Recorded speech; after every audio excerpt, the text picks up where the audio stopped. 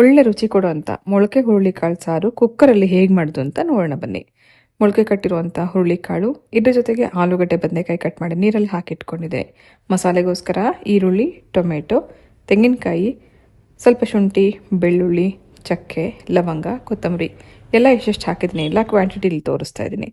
ಆನಂತರ ಅರಿಶಿನ, ಅಚ್ಕಾರದ ಪುಡಿ, ಕರಿ ಮಸಾಲ ಹಾಕ್ತಾ ಇದ್ದೀನಿ. ಕರಿ ಮಸಾಲ ಬದಲಾಗಿ ನೀವು ಧನಿಯಾ ಪೌಡರ್ ಹಾಕೋಬೋದು.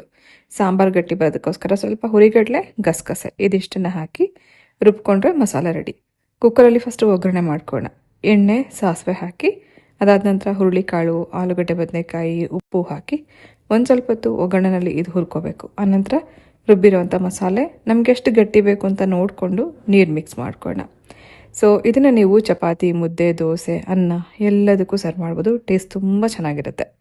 ಒಂದು ಮೀಡಿಯಮ್ ಥಿಕ್ನೆಸ್ಸಲ್ಲಿ ಸ್ವಲ್ಪ ನೀರು ಹಾಕಿ ಇದನ್ನು ಮಿಕ್ಸ್ ಮಾಡಿಕೊಂಡು ಟೇಸ್ಟ್ ಚೆಕ್ ಮಾಡ್ಕೊಳ್ಳೋಣ. ಉಪ್ಪು ಖಾರ ಏನಾದ್ರು ಕಡಿಮೆ ಇದ್ದರೆ ಹಾಕಿ ಲಿಡ್ ಕ್ಲೋಸ್ ಮಾಡಿ 2 ವಿಸಿಲ್ ಕೂಗಿಸಿದ್ರೆ ರುಚಿಯಾಗಿರುವಂಥ ಮೊಳಕೆ ಹುರುಳಿಕಾಳು ಸಾರು, ಮಸಾಲೆ ಸಾರು ರೆಡಿ ಆಯಿತು.